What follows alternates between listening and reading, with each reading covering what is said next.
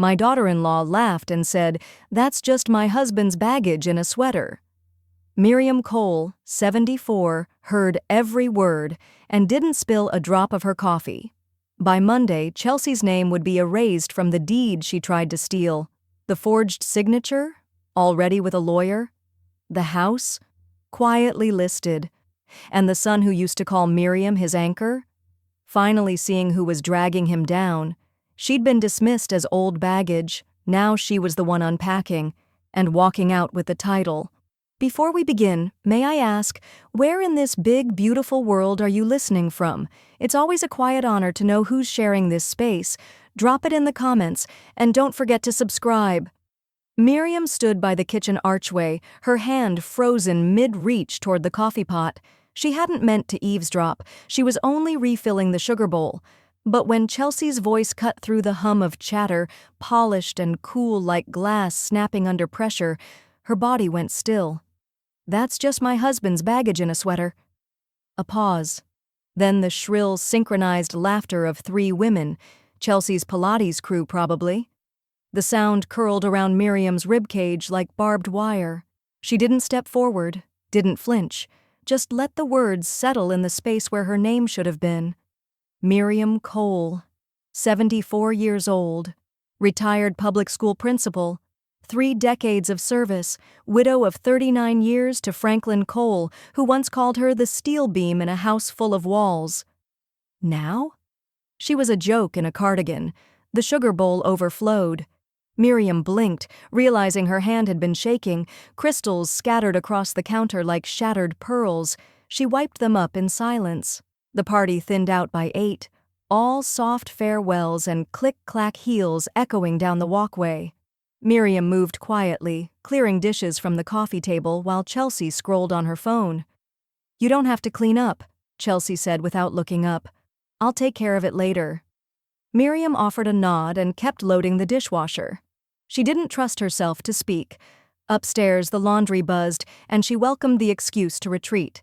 The familiar scent of lavender dryer sheets met her halfway down the hall. She folded slowly. A sweater, her husband's old navy wool.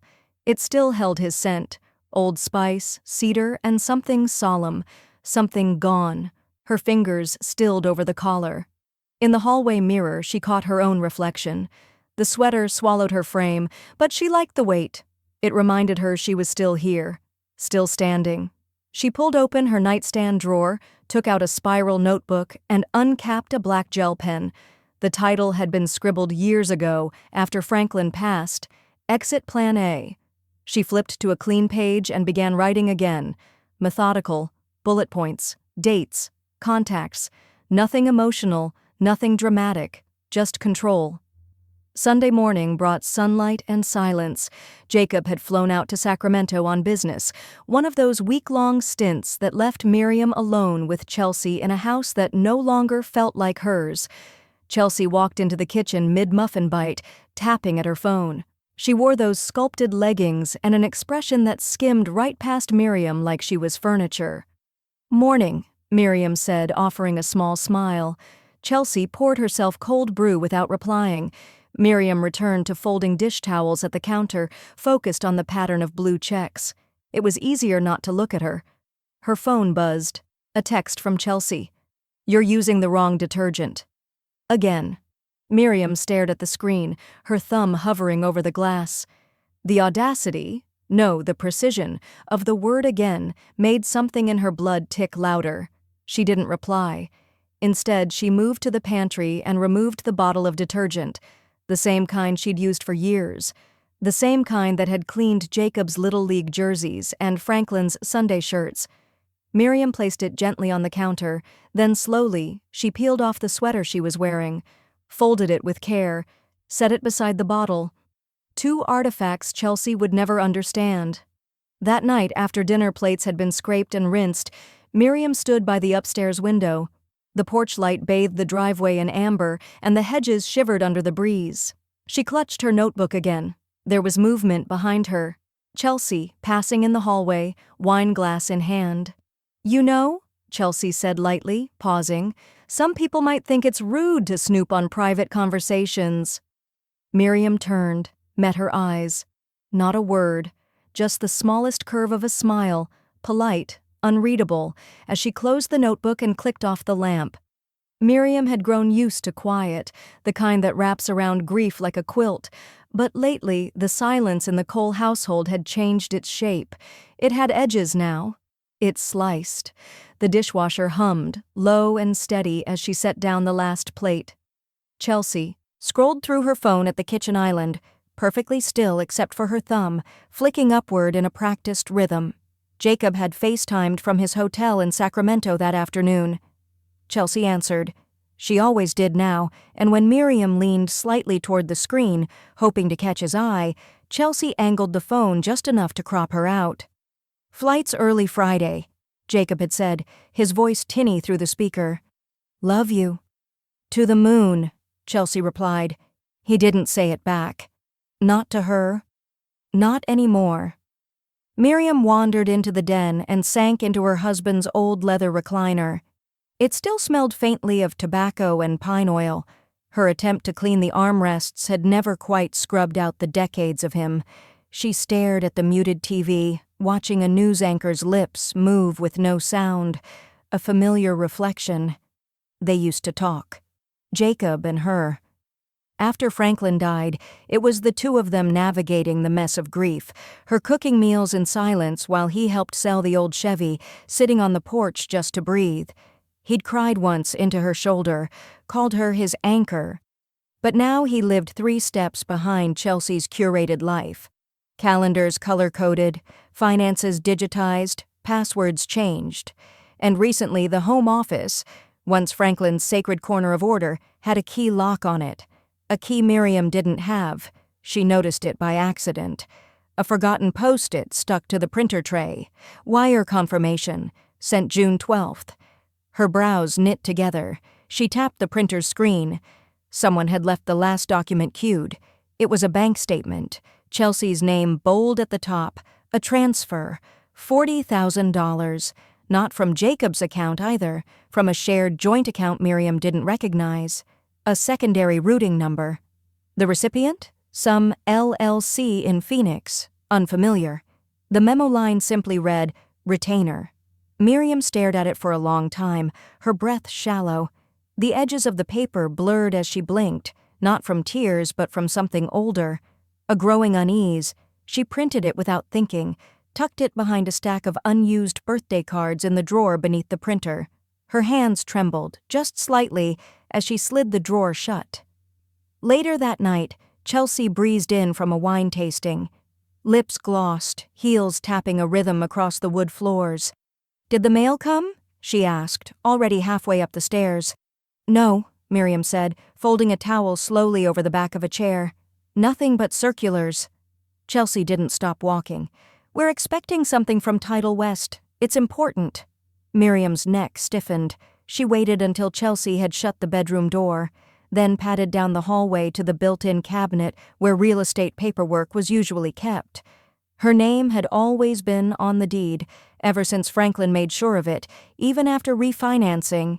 She remembered signing papers together right at the kitchen table. Now she found the drawer neat, too neat. A new folder, fresh and color-coded, sat dead center. "Property Cole." She pulled it out.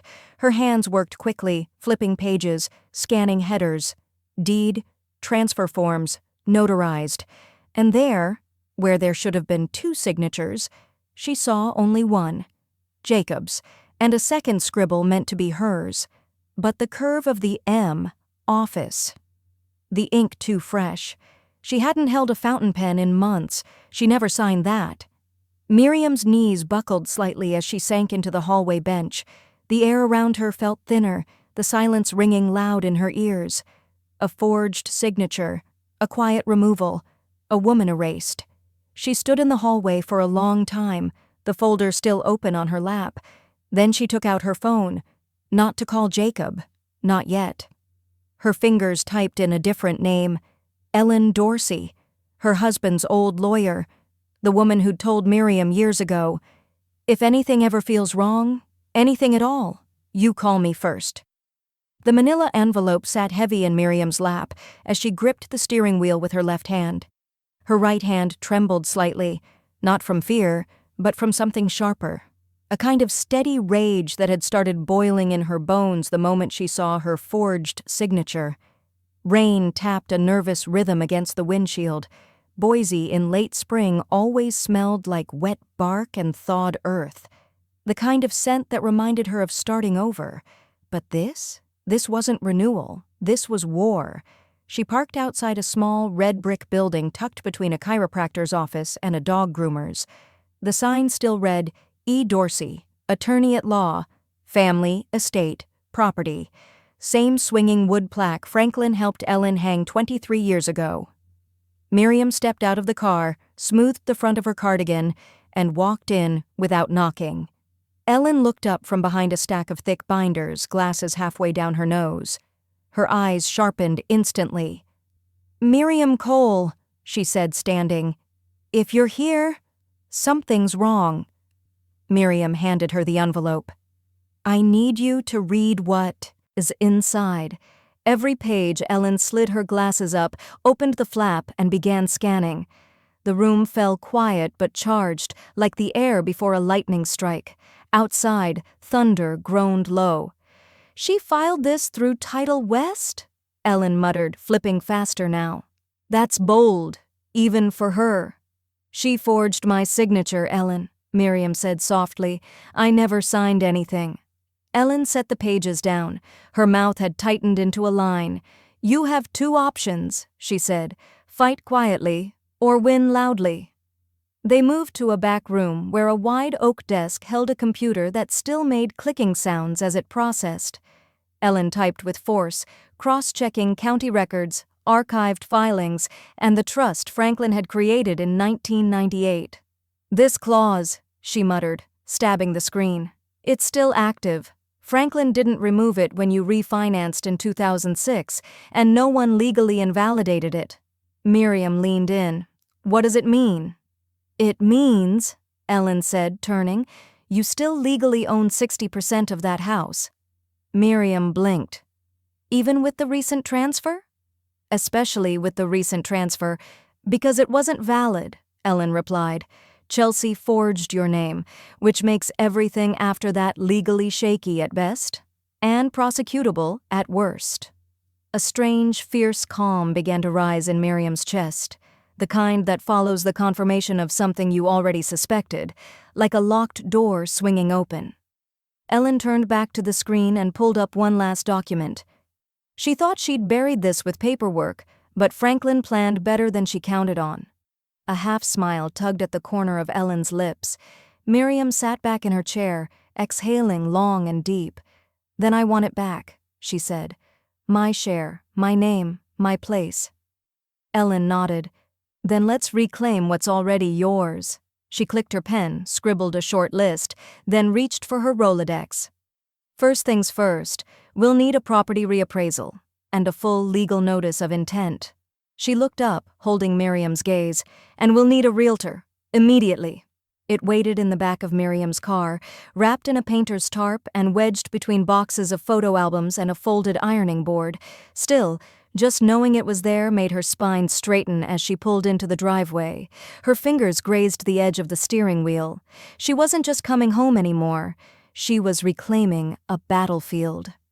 Ellen's contact came through that morning. A private listing agent named Dana Morrow. Discreet, seasoned, and not afraid of drama. They met at a diner off Fairview Avenue, the kind of place with checkered floors and waitresses who called you "un." Dana wore tortoise-shell glasses and a trench coat with sharp creases. Her handshake was warm but firm, like she was shaking a contract into place. "I handle quiet listings all the time," Dana had said, sipping black coffee. "Divorces, estates, the occasional in-law chess match?" She paused. "But if I understand you correctly, your name is still on the deed. And she doesn't know that?" "Correct," Miriam said. "And she thinks I won't do anything with it." Dana grinned. "Then let's remind her who built the foundation." By Sunday evening, Miriam was walking room to room with Dana, making a mental list of everything Chelsea had curated to impress others, and everything Miriam intended to uncurate. "Let's strip the personality," Dana advised. "People buy houses when they can picture their lives inside, not Chelsea's color-coded fridge labels or those abstract faces above the fireplace." Miriam nodded. "She'll notice." "Of course she will," Dana said, "but by then the buyer will already be booked." Jacob's flight had taken him to Seattle next. Back-to-back meetings, his calendar packed tighter than his suitcase. He texted short phrases like, "Love you" and "Hope you're okay," but they hit with the hollowness of courtesy, not concern.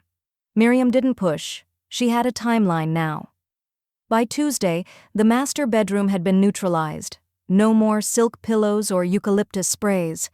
The family photo Chelsea had replaced with a modern print of some faceless torso was returned to the hallway. A 10-year-old Jacob on Franklin's shoulders, a sunbeam caught in both their smiles. That night, Chelsea narrowed her eyes over the kitchen island. "You've been reorganizing." "Just spring cleaning," Miriam said, measuring rice into the cooker. Chelsea folded her arms.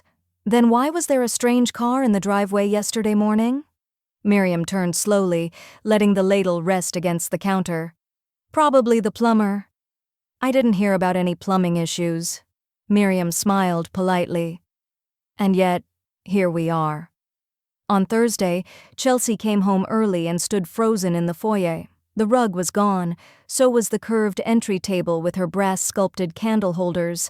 In its place stood a simple bench and a tall snake plant, the exact one Miriam had fought to keep from being tossed during Chelsea's last decor. "Purge. You're really leaning into this spring thing," Chelsea said, a twitch in her cheek. "Well," Miriam said calmly, "after all, I'm just baggage, right? Might as well unpack." The look Chelsea gave her could have stripped paint off the wall. She left without saying another word. At precisely 6:08 p.m., Miriam received a text from Dana. "Buyer scheduled. Monday, 10 a.m. Wants full walkthrough. Very interested." Miriam stared at the message, standing in the center of the living room she had once decorated with Franklin's patient hands. She could almost hear his voice again, whispering from the shadows between the baseboards and crown molding, "You don't fight by shouting. You fight by standing where they told you to kneel." She looked toward the kitchen, where Chelsea's voice still echoed in her memory. Smug, certain. Baggage. The attic air was stale, sharp with insulation dust and time. Miriam tugged open the pull-down ladder, the wooden rungs creaking beneath her feet like they hadn't been stepped on since Franklin's last Christmas. Light spilled upward from the hallway, but the boxes stared back at her like secrets waiting to exhale. She hadn't been up here in years. The boxes were neatly labeled in her husband's handwriting, a mix of military precision and sentimental scrawl. Dad's books, Christmas china, Jacob, age 5 to 10, and one, tucked deep behind a bin of broken ornaments, simply labeled, "Mine." She ran a hand across the cardboard top, the dust tracing invisible trails down her palm. With a slow breath, she began to unpack. The first photo was loose, not even in a frame. Franklin in the driveway, holding Jacob on his shoulders, both of them laughing so hard their eyes were squinted shut. Miriam's voice caught in her throat. She had forgotten the color of that laugh. Jacob's cheeks were round, ruddy, 5 years old, the year he broke his arm climbing the apple tree. Chelsea had replaced every photo in the downstairs hallway. At first it was just for staging, then for aesthetic consistency, then they just felt too old. That last word had pierced deeper than Chelsea realized. Miriam found herself kneeling, surrounded by stacks of forgotten joy. Her knees ached against the hardwood, but she didn't move. She held the photo close and whispered, "Where did you go, Jacob?" She pulled out her phone, dialed his number with a hesitance she didn't want to admit. It rang. Then again. Voicemail. "Hey, it's Jacob. Leave a message." She didn't. She couldn't. Downstairs, the scent of lemon oil hung in the air. Dana had stopped by earlier with the stager to light a few candles and open the curtains wide. "We're close," she'd said. "Buyer's serious. First-time couple. They want to write fast if the walkthrough goes well." Miriam didn't smile. She didn't need to. She just nodded and walked straight back upstairs. The next box held Franklin's sweaters, neatly folded. His navy one still held the scent of cedar chips and aftershave. She pressed it to her face, then laid it across the bed like a flag. It had taken her years to learn how to live after losing him, and only months to be erased by the woman who married into the family without a clue of what it cost to build it. By sunset, her hands were covered in dust and paper cuts. She stood in front of the long hallway mirror, the one Chelsea had threatened to remove because it made the space feel dated. Miriam didn't care. She adjusted her blouse, dabbed under her eyes with the back of her sleeve, and looked at herself. Not weak, not forgotten, just waiting to be remembered. Her phone buzzed. Text from Dana. "Buyer wants to make an offer immediately. Full price, no contingencies." She let the screen dim in her hand. Her reflection looked older than she remembered, but also steadier. Anchored. Then another buzz. Text from Ellen. "Chelsea's bank activity is relevant. Check this." Miriam's breath hitched. She tapped the message open. There was a photo, a redacted bank statement. Ellen had annotated it with arrows and a note. "Not just fraud. She's planning something else. We need to talk." Miriam sat down slowly on the edge of her bed, the floor around her still scattered with memories. Outside, the wind pressed against the window panes like it wanted in, but Miriam stayed still, clutching the photo of her son and the silent phone he refused to answer. Her voice, low and resolute, filled the room. "Let's unpack then." Miriam didn't cry. Not when she saw the bank records, not even when she realized what they meant. But something in her chest coiled tightly, a slow-burning kind of fury that had nothing to do with herself. It was for Jacob, the boy she'd raised on library cards and PTA lunches, the boy who once refused to go to summer camp unless she packed his favorite book and her scarf, the man who now couldn't see the woman slowly gutting his life from the inside out. Ellen had texted the documents that morning, a PDF titled "Flagged Transactions," Chelsea Cole, and a brief note. "Miriam, these aren't joint, they're hers, hidden transfers, repetitive withdrawals. Someone's preparing for a clean break." Miriam sat at the dining room table, one of the last original pieces left untouched. The oak grain shimmered in the morning light, and beside her sat a mug of untouched tea. Cooling. Forgotten. The numbers were precise. Neat. Cold. Chelsea had been skimming for months, rounding off grocery runs, siphoning refund checks, rerouting travel reimbursements Jacob probably never even knew were processed. And the kicker? A wire transfer, nearly $40,000, sent to an Arizona law firm.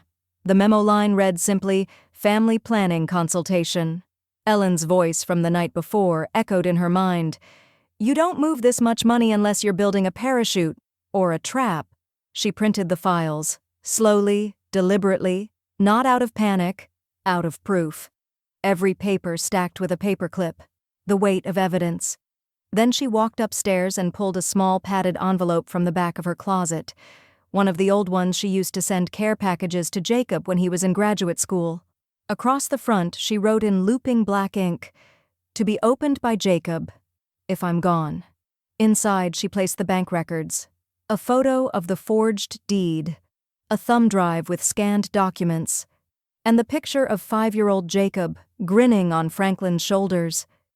The house felt heavier that afternoon. Not quieter, just heavier.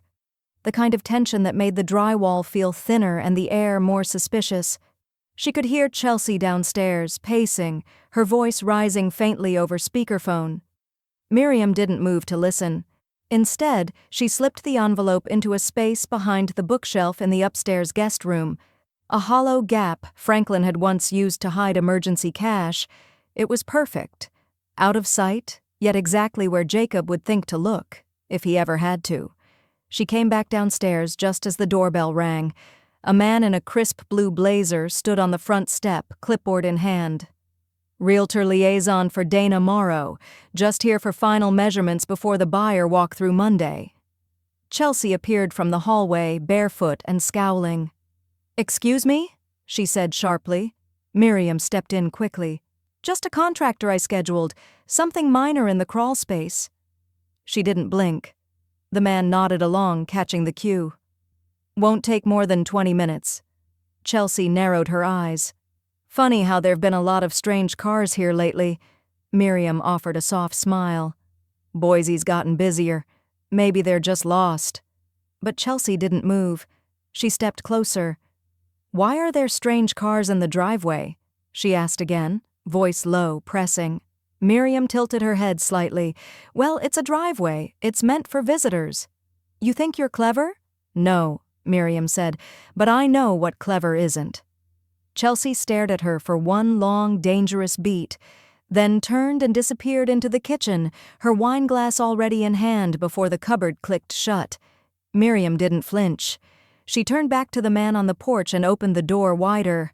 "Come in," she said, her voice steady now. "Let's finish this before the storm rolls in." Outside, the clouds churned low over the neighborhood, heavy, gray, waiting. She came down the hall fast, sharp, panicked, trailing the smell of expensive perfume and something scorched from the stove. Miriam heard her before she saw her and knew instantly she had walked in on the showing. Dana's client, a young woman in scrubs, was mid-sentence when the front door burst open. "What the actual hell is going on in my house?" Chelsea snapped. The buyer froze. Dana, ever composed, smiled. "This is Mrs. Cole," she said. "The co-owner of the home.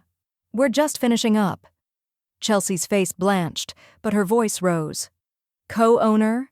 No, that's a mistake. This—" she motioned to Miriam like she was gesturing at an unsightly vase. "Is my husband's mother. She lives here, but she doesn't own it." Miriam stepped forward calmly, her sweater sleeves rolled neatly to her forearms. "I never signed over my share, Chelsea." The words landed like glass shattering in the middle of a ballroom. There was a flicker, something desperate in Chelsea's eyes. She looked to Dana. "This walkthrough is unauthorized." Dana raised an eyebrow. "Not if the person who holds majority ownership requested it."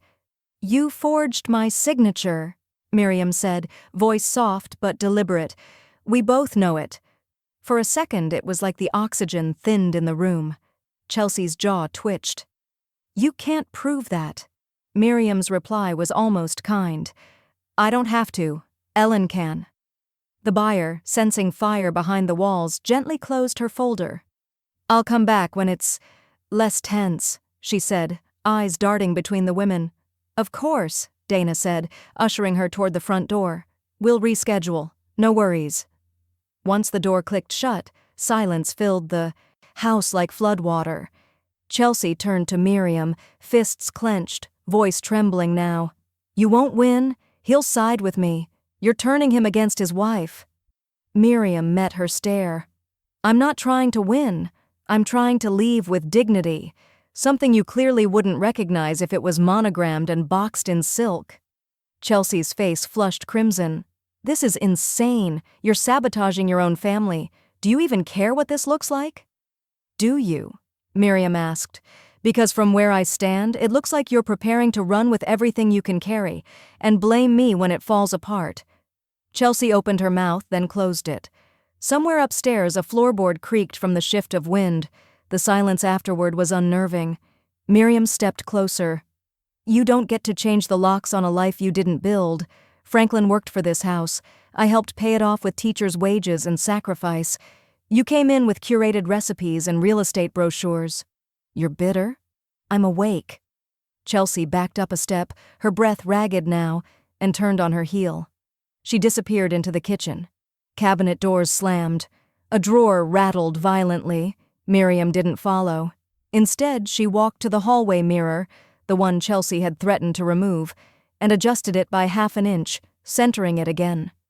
Her reflection looked right back at her, solid, undeterred. Her phone vibrated. Text from Jacob. "Landing in 3 hours. All okay?" She stared at it, thumb hovering. then put the phone down without responding. Across the hall, Chelsea emerged again, holding her phone with a tight grip. Her voice, cold and venom-laced, echoed as she tapped a message out loud.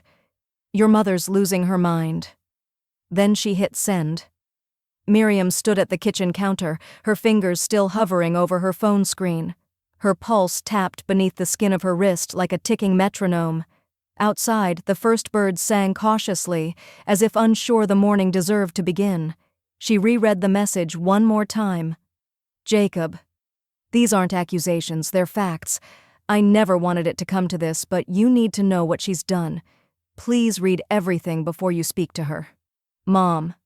Attached were 3 documents: a scan of the forged deed, a PDF of Chelsea's private transfers and wire to the divorce attorney, and 1 MP4, the audio Miriam had quietly saved from the night of the party when Chelsea's voice had slashed through laughter like a blade.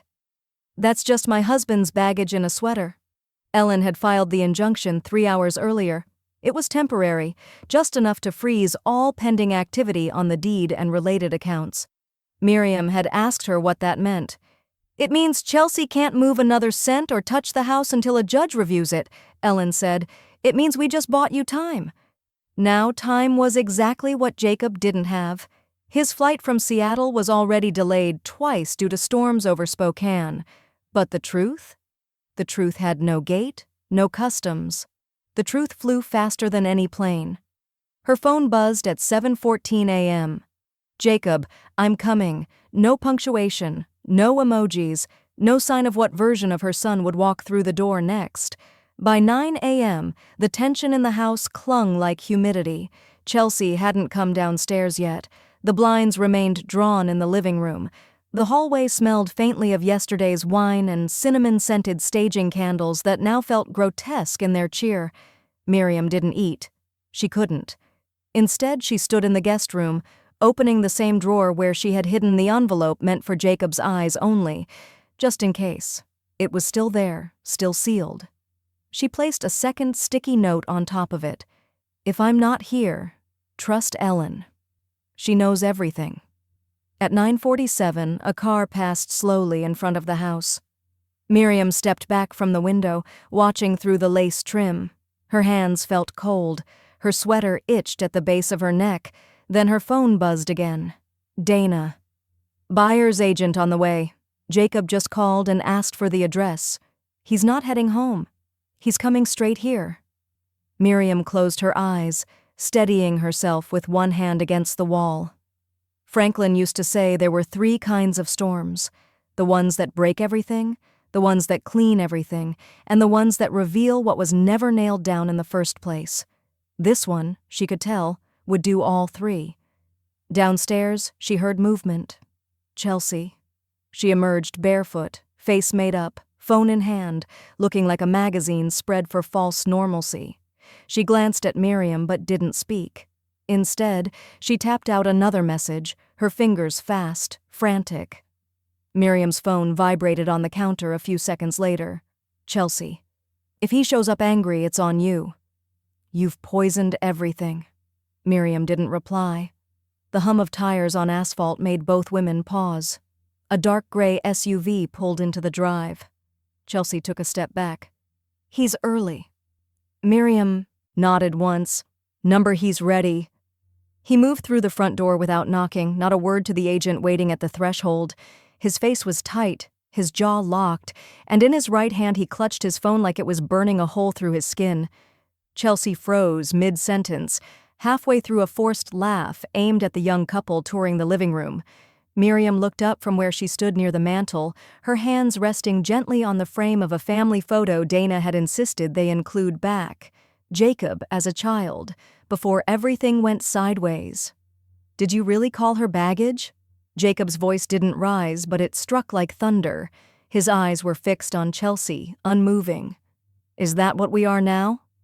The buyer's agent shifted uncomfortably, murmuring something about giving them privacy, but the couple didn't move, especially not the woman in scrubs who had already fallen in love with the wide window bench. Chelsea straightened, brushing invisible lint from her sleeve. "That's not the full context." she said, her tone clipped. "It was a joke. It got twisted." Miriam didn't move. Her silence now held more weight than any retort. Jacob looked at his mother, then to Dana. "Is the offer still on the table?" Dana nodded. "Full price. No contingencies." "And the ownership split?" Jacob asked, eyes back on Chelsea. "She's still the majority holder," Dana replied. "The forged deed was voided. Title's clean now." Chelsea took a step forward. "Jacob, this isn't what you think it is. Your mother, she's been manipulating you. She ambushed me with lawyers. You don't see the full picture." "No," Jacob said. "I didn't." He turned to Miriam. "Why didn't you tell me sooner?" Miriam's voice was gentle. "Because I didn't want to be the wedge. I only ever wanted to be welcome." Something cracked behind Jacob's expression. Something old. Something buried under years of keeping the peace and swallowing truth for the sake of a quiet dinner. "This is her home too," Jacob said slowly, voice thick. "You don't get to erase people just because you're bored." Chelsea's mouth parted, the beginnings of another deflection curling on her tongue, but she didn't speak. She just stared at Jacob like she didn't recognize him. The buyer's agent cleared his throat. "Would it be all right to finish the walkthrough?" Jacob nodded. "Please, don't let us stop anything." The couple resumed, slipping quietly into the kitchen with Dana trailing them. Chelsea stood rigid near the fireplace, her arms crossed like armor. Jacob walked over to Miriam and lifted the photo from her hands. He stared at it, then at her. "You kept this," he said softly. "I kept all of it," Miriam replied. "You just stopped seeing it."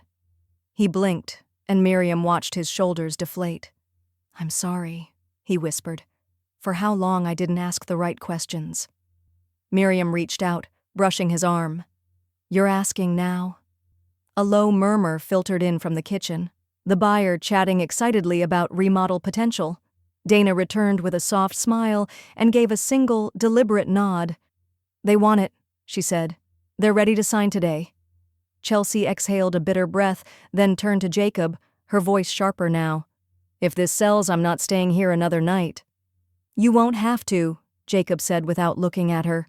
She opened her mouth again, but Miriam cut in, her voice cool and even. "You might want to reread the prenup." Chelsea froze. Miriam walked past her into the foyer and retrieved a slim folder from the drawer by the stairs. She handed it to Jacob. "Your father had Ellen include a clause, just in case." Jacob flipped it open. His eyes scanned fast, then stopped. He read again, slower. Then he looked up. The attic stairs groaned one final time as Miriam descended, the last cardboard box tucked gently against her chest. It wasn't heavy, but it carried the weight of everything left unsaid between life and goodbye. Dust clung to her sleeves. The scent of cedar, wool, and old paper followed her like ghosts she no longer feared. She placed the box on the dining room table, right in the spot where Franklin used to grade math tests while sipping Folgers from a chipped mug that said, "World's okayest dad." The house around her had been stripped of Chelsea's curated minimalism, no more fake succulents or gold-rimmed mirrors. It smelled like floor polish, lemon oil, and the faintest echo of home. Jacob stepped in from the hall, sleeves rolled, eyes tired. Since the buyer walkthrough, he hadn't gone back to his place. He barely left her side. He nodded at the box. "Is that—" Miriam opened it slowly. Inside were 3 neatly folded sweaters, each still smelling like Franklin's aftershave, bay rum and a trace of fresh tobacco, a scent so rooted in memory it made the room tighten around her. She lifted the navy cable knit. It was the one Franklin wore every year on Christmas Eve, the one Jacob used to tug on as a child, complaining it was itchy, and then refusing to take it off. "He always said this one was yours someday," Miriam said softly, holding it out. Jacob didn't take it at first. His eyes welled, lips pressed tight. Then, with hands that once barely wrapped around her wrist as a toddler, he reached out and took it, like it might crumble if he gripped too hard. He pulled it close, burying his face in the wool. A breath, then another. And then he broke. His shoulders trembled as he sank into the kitchen chair, clutching the sweater to his chest, sobbing silently. No words, just years. Years of ignoring, excusing, not asking enough, pretending everything was fine when it hadn't been for a long, long time. Miriam stepped behind him and rested her hand on his back. "She tried to trim you down," she said, voice low. "Piece by piece.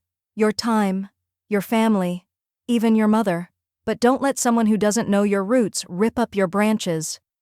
Jacob didn't answer. He just nodded, still clutching the sweater, tears soaking into its collar. By afternoon, most of the room stood empty except for a few labeled boxes and a vacuum parked beside the banister like a final salute. Dana had stopped by to drop off the last disclosure forms, her tone brisk but eyes warm. "You should know," the buyer wrote a note, she'd said, handing Miriam a folded piece of paper. "They said they felt something in this house, something good. They'll take care of it." Miriam didn't open the note. Not yet, maybe not ever. Instead, she taped the final box shut, marked sweaters, keep, and stacked it by the door. The late sun filtered through the front windows in amber stripes. Outside, the lawn had just been mowed, the scent of grass crisp in the air. Birds darted between the branches of the maple Franklin planted 20 years ago, when Jacob turned 13. Miriam walked out to the porch. Jacob followed. They sat side by side on the swing, no words exchanged. The wind stirred, the chain creaked. Somewhere far off, a child's laughter rippled across the street like a memory returned. Then her phone buzzed. Text from Ellen. "House officially under contract, papers ready by morning." Miriam let the phone rest in her lap. The suitcase wheels clicked sharply against the floorboards, too loud for the silence that had settled like dust across the entryway. Chelsea stood near the bottom of the staircase, perfectly styled in a cream blazer, clutching a handle wrapped in monogrammed leather. For once, her posture wasn't triumphant. She shifted her weight awkwardly, like her heels no longer belonged in the house they'd once claimed. Miriam didn't rise from the dining room chair. She simply watched, not with bitterness, not even anger, just the quiet clarity that comes after a storm passes and reveals what's still standing. Chelsea cleared her throat, then looked at Jacob. "I never meant for it to sound like that," she said. "The baggage comment. I was venting, joking. I didn't think anyone was listening." Jacob didn't reply. He stood a few feet away, arms crossed, expression unreadable. Chelsea's voice softened, desperation leaking in. "I was overwhelmed. You were traveling. She was reorganizing everything. I felt shut out in my own house." "This was never your house," Miriam said, her tone not cruel, just precise. "You signed a prenup, Chelsea. That wasn't a gesture. It was a boundary." Chelsea turned to her, brows lifting. "I apologized, didn't I?" Miriam's hands rested calmly on the table. "You apologized to avoid the fallout, not because you regret the fire." Chelsea exhaled sharply and threw a glance at Jacob. "Say something, please. I've explained everything. I've said I was wrong. We can fix this." Jacob's gaze didn't shift. His voice was barely above a whisper. "She's not the one who needs to fix anything." Chelsea looked at him like she didn't understand the language anymore. Then she turned back to Miriam, the edge returning. "You've had it out for me from the start. You just sat back, collecting ammo, waiting to be the victim." Miriam slowly stood, crossing the space between them until they were eye to eye. "I accepted my burden when I buried my husband," she said, voice low and even. "You couldn't even accept dinner duty." Chelsea's mouth opened, then shut. The room pulsed with silence. Jacob stepped forward, rubbing his temples. "I need some time. Alone. No theatrics. No more performances." "Time," Chelsea repeated. "Jacob, we're married. You can't just—" "I am married," he said, "but I'm not sure I've ever had a partner." It landed harder than anything else had that morning. Chelsea's face twisted. Disbelief, maybe, or realization. Her hands moved automatically, yanking the handle of the suitcase upright. She stared at both of them, then turned toward the door. Her voice, when it came, was brittle. "I hope you enjoy what's left." She yanked the door open, wind catching the edge and slamming it against the wall. She didn't flinch, just rolled the suitcase down the front steps, one thump at a time.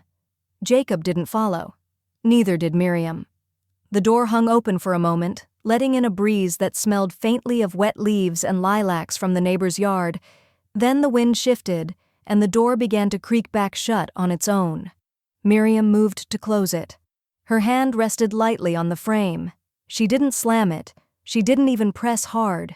It clicked shut like punctuation, not on a life, but on an era. Behind her, Jacob sank into the entryway bench, shoulders slack. He looked up at his mother, eyes rimmed with exhaustion. "You okay?" he asked. Miriam looked down at the floor for a long moment, then nodded once. "Lighter," she said, "which is funny, considering I'm the baggage." It was astonishing how quiet a house could become once the soul had been packed into boxes. Miriam stood barefoot in the middle of the dining room, arms crossed, heart still. The floorboards beneath her feet were bare for the first time in decades. No rug, no chairs, no crystal bowl catching loose change or peppermint wrappers, just wood, worn smooth by time and footsteps. She exhaled, and the sound was strange, unfamiliar in a room that had always held the noise of Sunday dinners, Franklin's hums while grading papers, the scrape of Jacob's sneakers when he used to sneak cookies before supper. Now, it echoed back to her like the house itself was sighing in relief.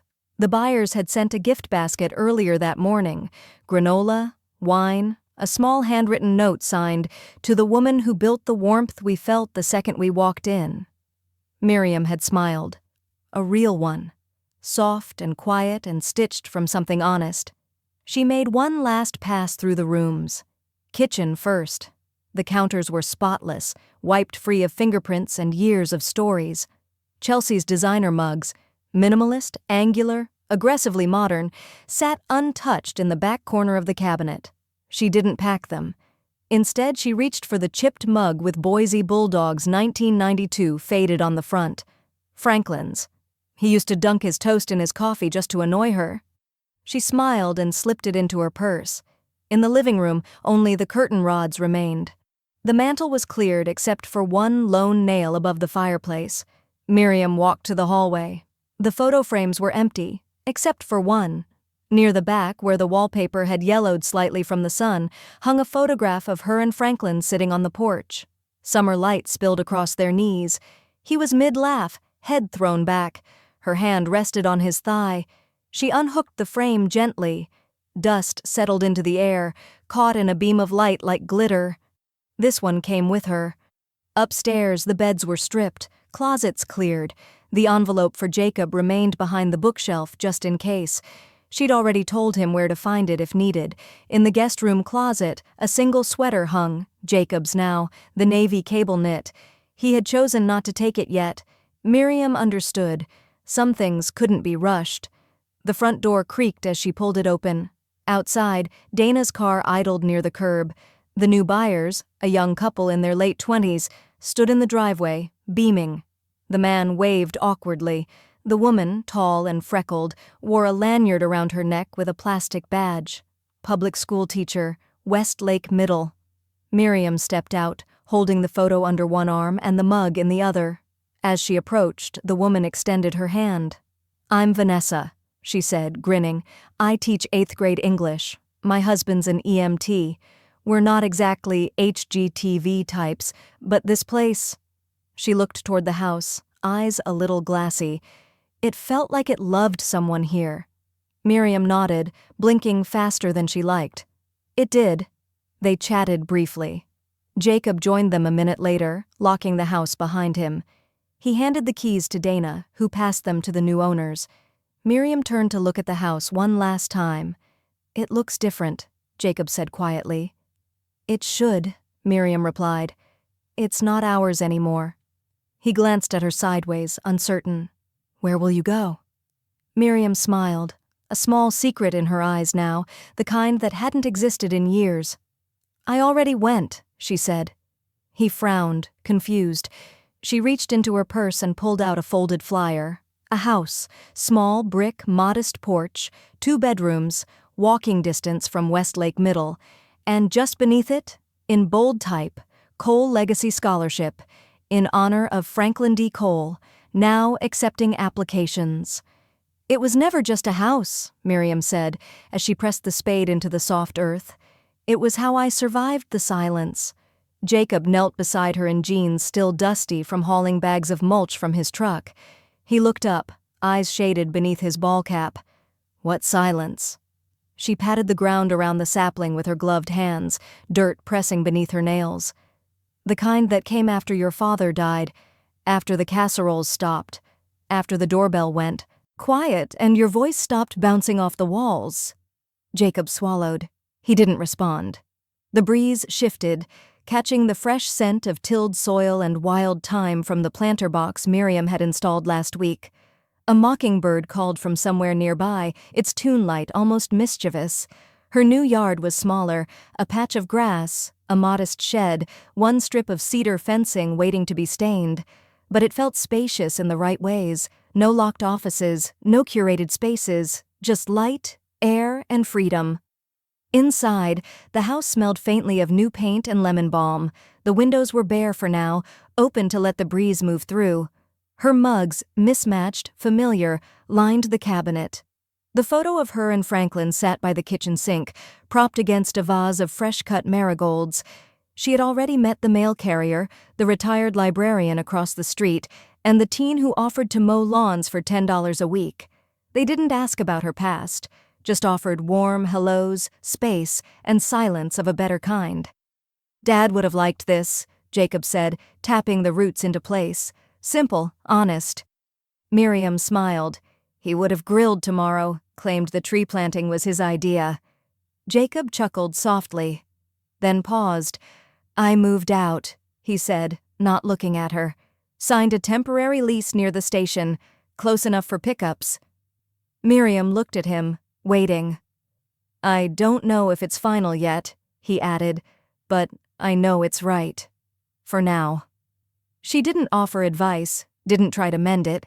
She simply placed a hand on his shoulder, solid, steady, the way she had when he fell off his bike in the 5th grade and refused to cry. Sometimes, she said, it takes losing the wrong thing to realize what's worth keeping. They stood together, watering the tree. A small red maple that would take years to shade the yard. It didn't matter. It was planted with hands that knew what it meant to start again. The earth soaked in the water greedily. The hose hissed and sputtered. The air held the clean scent of spring, new beginnings folded into it like a note in a lunchbox. Miriam glanced at the small bronze plaque already waiting in the flower bed. In honor of Franklin D. Cole, mentor, husband, rooted always. Jacob crouched to wipe some dirt off it, then looked up, voice quiet. You're building something new again? She nodded. With the right foundation this time. They moved to the porch.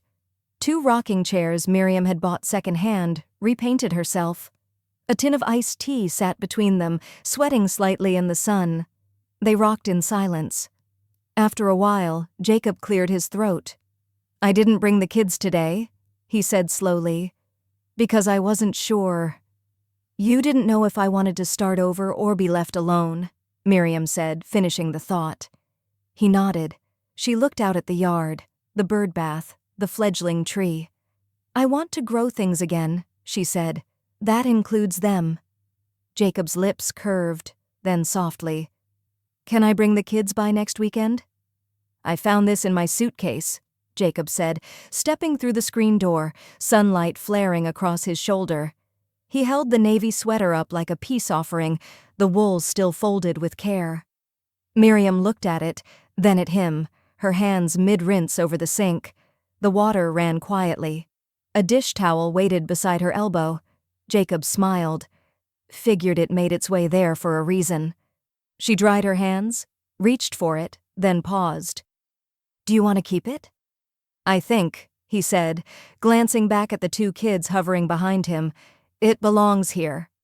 They came in cautiously, the way children do when they're not sure if they've entered a house or a museum. Miriam stepped forward, arms open but not reaching. It was the older one, Lena, 8, who moved first, clutching a doll and watching Miriam with serious eyes. "Is this the house with the lemon tree?" she asked. "No lemon tree yet," Miriam replied with a soft smile, "but I planted something that might surprise you in spring." The younger one, Benji, 5 and sticky-fingered, pointed at the framed photo on the entry table. "Who's that?" Miriam followed his finger. It was the picture of her and Franklin on the porch, laughing into a summer long gone. "That," she said, kneeling, "was your Grandpa Franklin. He told very bad jokes, and he loved strawberry ice cream." "Did he die?" Lena asked gently. Miriam nodded. "A long time ago. But he still lives here, in the tree out back, in this sweater, in every good story I tell." They settled in the living room with slices of banana bread and glasses of lemonade that Benji immediately spilled. No one panicked. Miriam just laughed and brought a towel from the kitchen, swiping the mess with practiced ease. She began telling stories. Franklin as a young teacher, the time he accidentally wore mismatched shoes to a faculty meeting, how he built the porch swing with Jacob and cursed every nail. Lena curled her legs under her. "Can I call you something?" Miriam turned to her, eyebrow raised. "Depends what it is." "Nana," she said, testing the word like a secret. Miriam didn't speak for a second. Then she reached over, brushing a curl from the girl's forehead. "That sounds perfect." Outside, the wind picked up.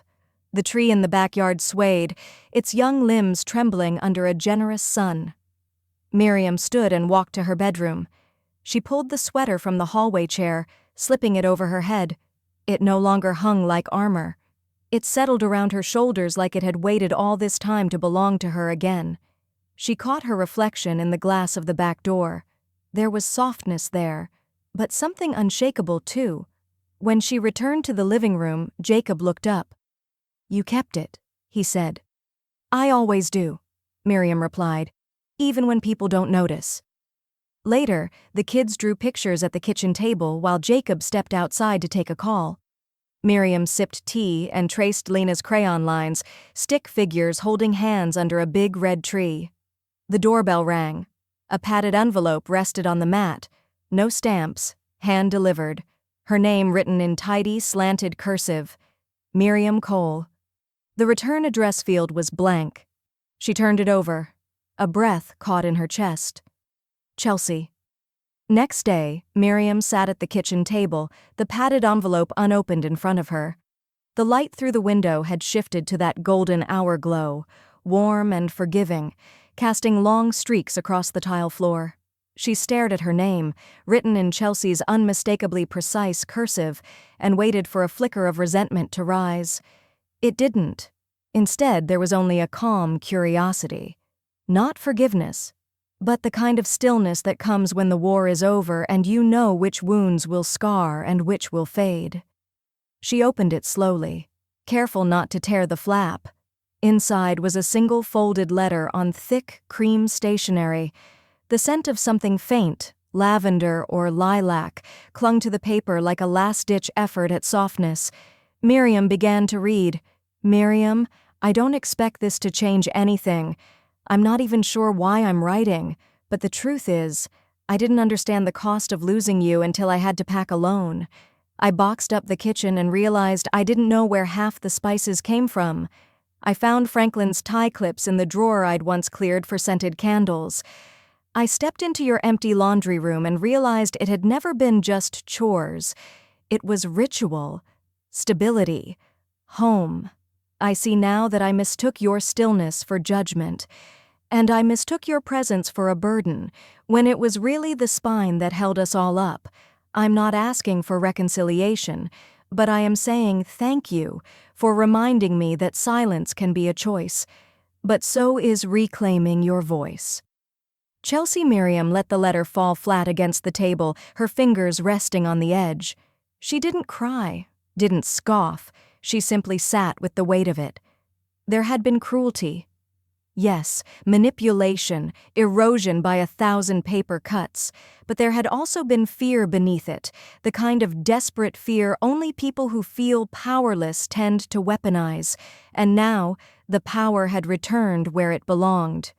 She stood, folded the letter once more, and walked to the corner of the living room where Franklin's photo rested beside a worn paperback of The Old Man and the Sea.